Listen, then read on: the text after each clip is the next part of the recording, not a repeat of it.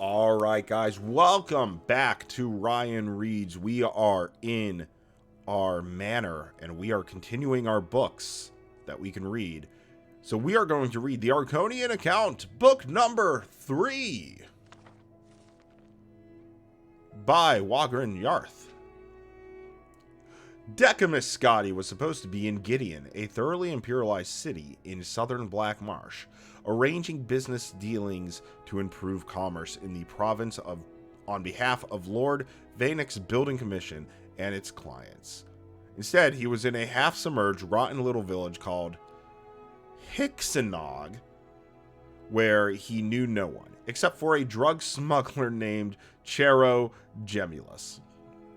Gemulus was not at all perturbed by the merchant caravan had gone north instead of south. He even let Scotti share his bucket of trode, tiny little crunchy fish he had bought from the villagers. Scotti would have preferred them cooked or at any rate dead, but Gemulus blithely explained that dead cooked trode are deadly poison. Okay. If I were where I was supposed to be, Scotti pouted, putting one of the wriggling little creatures in his mouth, I could be having a roast and some cheese and a glass of wine. I sell moon sugar in the north and buy it in the south, he shrugged. You have to be more flexible, my friend. My only business is Gideon, Scotti frowned. Well, you have a couple of choices, replied the smuggler.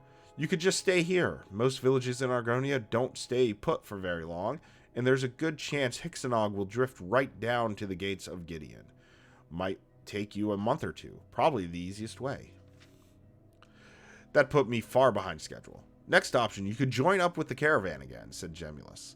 They might be going in the right direction this time, and they might not get stuck in the mud, and they might not be all murdered by Naga highwaymen. Not tempting, Scotti frowned.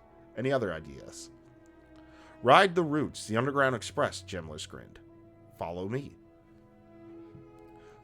Scotti followed Gemulus out of the village and into a copse of trees shrouded by veil of wispy moss. The smuggler kept his eyes on the ground, poking at the viscous mud intermittently. Finally, he found a spot which triggered a mass of big oily bubbles to rise to the surface. Perfect, he said. Now the important thing is not to panic. The express will take you due south. That's the wintertide migration, and you'll know you're near Gideon when you see a lot of red clay. Just don't panic, and when you see a mass of bubbles, that's a breathing hole you can use to get out. Scotti looked at Gemulus blankly. The man was talking perfect gibberish. What? Gemulus took Scotti by the shoulder and positioned him on top of the mass of bubbles. You stand right here. Scotti sank quickly into the mug, staring at the smuggler horror-struck. And remember to wait till you see red clay, and then the next time you see bubbles, push up. The more Scotti wriggled to get free, the faster he sunk. The mud enveloped Scotti to his neck, and he continued staring, unable to articulate anything but a noise like, "Ugh!" And don't panic at the idea that you're being digested. You could live in a rootworm's belly for months. Ew. Scotti took one last panicked gasp of air and closed his eyes before he disappeared into the mud. The clerk felt a warmth he hadn't expected all around him.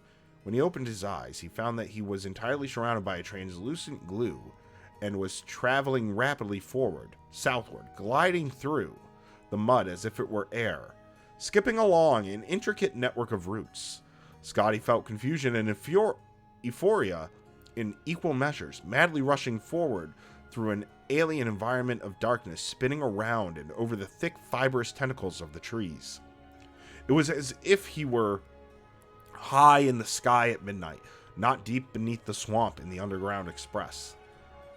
Looking up slightly at the massive root structure above, Scotti saw something wriggle past. An 8-foot-long, armless, legless, colorless, boneless, eyeless, nearly shapeless creature riding the roots. Something dark was inside of it, and as it came closer, Scotti could see it was an Argonian man.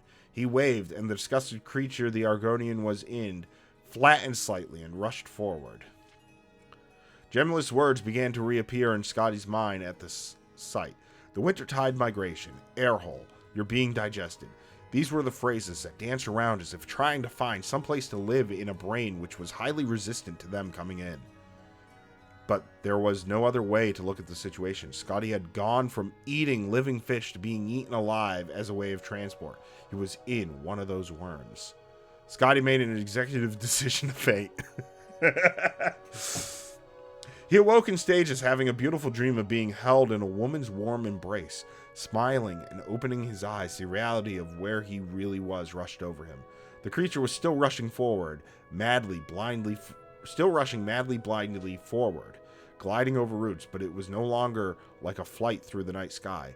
Now it was like the sky at sunrise. In pinks and reds, Scotty remembered Gemulous telling him to look for the red clay, and he would be near Gideon. The next thing he had to find was the bubbles. There were no bubbles anywhere. Though the inside of the worm was still warm and comfortable, Scotty felt the weight of the earth all around him. Just don't panic, Gemulous had said. But it was one thing to hear that advice, and quite another to take it. He began to squirm, and the creature began to move faster with the increased pressure from within. Suddenly, Scotty saw it ahead of him, a slim spire of bubbles rising up through the mud from some underground stream, straight up through the roots to the surface above him.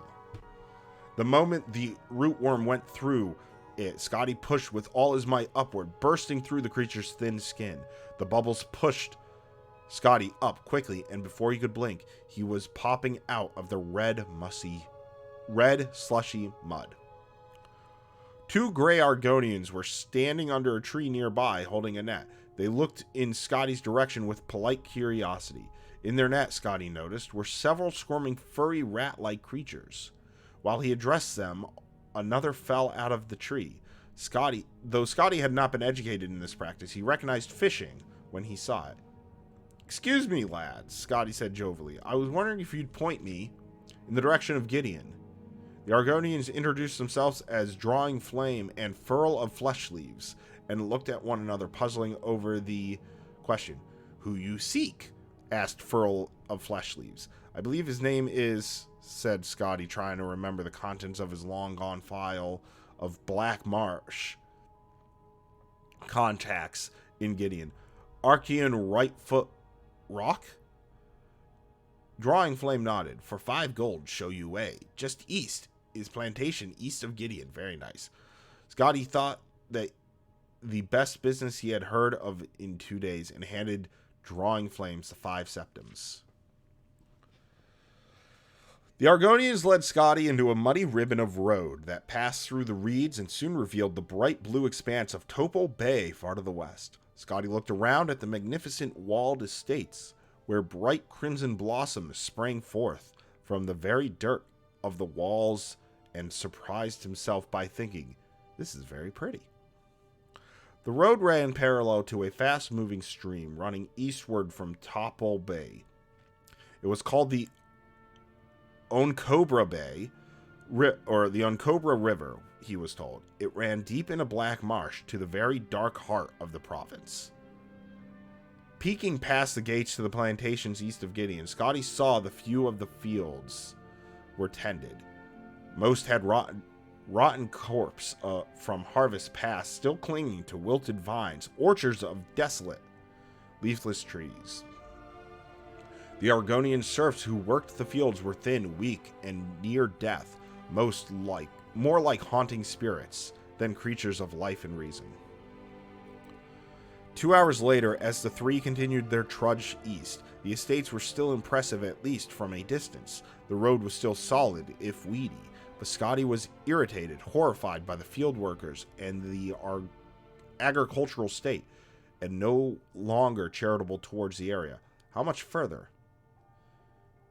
Furl of Flesh Leaves and Drawing Flame looked at one another as if the question was something that hadn't occurred to them. "Archean is east," Furl of Flesh Leaves pondered. "Near or far?"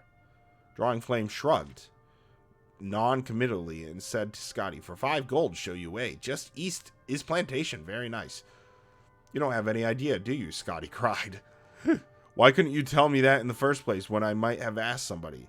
Around the bend, up ahead, there was a sound of hoofbeats, a horse coming closer. Scotti began to walk towards the sound to hail the rider, and didn't see drawing flame talon claws lash out and cast a spell at him. He felt it, though. A kiss of ice along his spine, the muscles along his arms and legs suddenly immobile, as if wrapped in rigid steel. He was paralyzed. The great curse of paralysis, as the reader may be unfortunate enough to know, is that you continue to see and think even though your body does not respond. The thought that went through Scotty's mind was, damn. For drawing flame and furl of flesh leaves were, of course, the most simple day laborers of Blackmarsh, accomplished illusionists, and no friend of the Imperial. The Argonian shoved Decamus Scotti to the side of the road just as the horse and rider came around the corner. He was an impressive figure, a nobleman in a flashing dark green cloak, the exact same color as his scaled friend, or scaled skin, and a frilled hood that was part of his flesh and sat upon his head like a horned crown. "Greetings, brothers," the rider said to the two. "Greetings, Argonian right foot rock," they responded, and then furl of flesh leaves added, "What is me lord's business on this fine day?" No rest, the Argonian sighed regally. "One of my she-workers gave birth to twins. Twins! Fortunately, there's a good trader in town for those, and she didn't put up too much of a fuss. And then there's a fool of an Imperial from Lord Vaynek's building commission I am supposed to meet with in Gideon. I'm sure he'll want the grand tour before he opens up the treasury for me. Such a lot of fuss." Drawing flame and furl of fresh leaves sympathized, and then, as Argonian Rockfoot rode off, they went to look for their hostage. Unfortunately for them, gravity being the same in Blackmarsh as elsewhere in Tamriel, their hostage, Decamus Scotti, had continued to roll down from where they left him, and was, at the moment, on Cobra River drowning. Oh no! Oh, Scotti, that's not good, Scotti. I don't remember the other book that we read for Scotti. It was honestly not much. But oh, that is definitely not good. So, God, I think it was X1 that mentioned like Decamus Scotti reminds him of like Bilbo Baggins from Lord of the Rings. So I cannot wait to find book 4 and see like what happens to him in this. But that'll be next time. So make sure to do your usual YouTube thing of liking, subscribing, ringing the bell. Check out links in the description so you can find me on other social media platforms. I appreciate you guys for watching and listening. And when we come back, more reading.